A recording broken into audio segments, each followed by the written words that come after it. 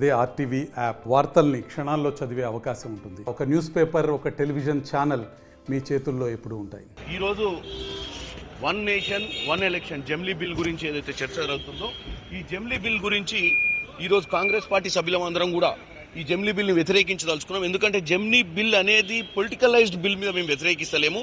75 సంవత్సరాల కాన్స్టిట్యూషన్ చేసుకుంటున్న ఈ సమయంలో ఈ 75 సంవత్సరాల అంబేద్కర్ గారు రాసిన రాజ్యాంగాన్ని గుర్తు చేసుకుంటున్న డెఫినెట్గా మనము అన్కాన్స్టిట్యూషన్ అంటే కాన్స్టిట్యూషన్కి సంబంధం లేకుండా కాన్స్టిట్యూషన్లో ఉన్న అంశాలను పొందుపరచకుండా ఏ బిల్లు తెచ్చినా కానీ మేము వ్యతిరేకిస్తాము. ఎందుకంటే వాళ్ళు ప్రాపర్గా అండర్స్టాండింగ్కి రావాలి. ఎందుకంటే ఈ బిల్లు తీసుకురావడం అనేది చర్చ చేసి తీసుకురావాలి. ఈ బిల్లు టేబుల్ మీద పెట్టినప్పుడు మన కాన్స్టిట్యూషన్ ప్రకారం ఇది తప్పు. ఎందుకంటే మనకు ఆల్రెడీ ఒక కాన్స్టిట్యూషన్ ఉంది. కాన్స్టిట్యూషన్ ప్రకారమే ఎన్నికలు జరుగుతుంది.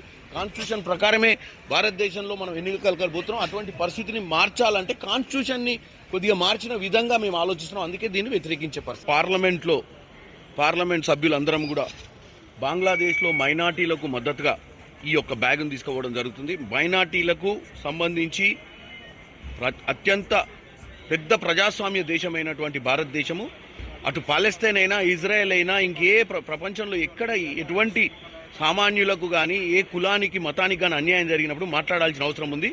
బాబాసాహెబ్ అంబేద్కర్ గారు రాసిన రాజ్యాంగంలో సెక్యులర్ ఇండియా అంటే ఒక సెక్యులర్ ఇండియాగా ఉన్నటువంటి మనము కంపల్సరీగా ఇటువంటి పరిస్థితులను మనము ఎదుర్కోవాల్సిన అవసరం ఉంది. అవసరమైతే మన విదేశాంగ శాఖ మంత్రులు మన ఈ ప్రైమ్ మినిస్టర్ గారు కూడా కంపల్సరీ బంగ్లాదేశ్లో హిందువులపై జరుగుతున్న ఎస్పెషల్లీ హిందువులపై జరుగుతున్న అత్యాచారాలన్నీ హిందువులపై జరుగుతున్న అవమానాలన్నింటినీ కూడా ఎదుర్కోవాల్సిన అవసరం ఉందన్న ఒక విషయాన్ని ఈరోజు మేము పార్లమెంట్ సభ్యులందరం కూడా ఇప్పుడే ధర్నా చేసి లోపడుకోవడం జరిగింది. ఇది ధర్నా కాదు, ఇది కేవలం ప్రదర్శన.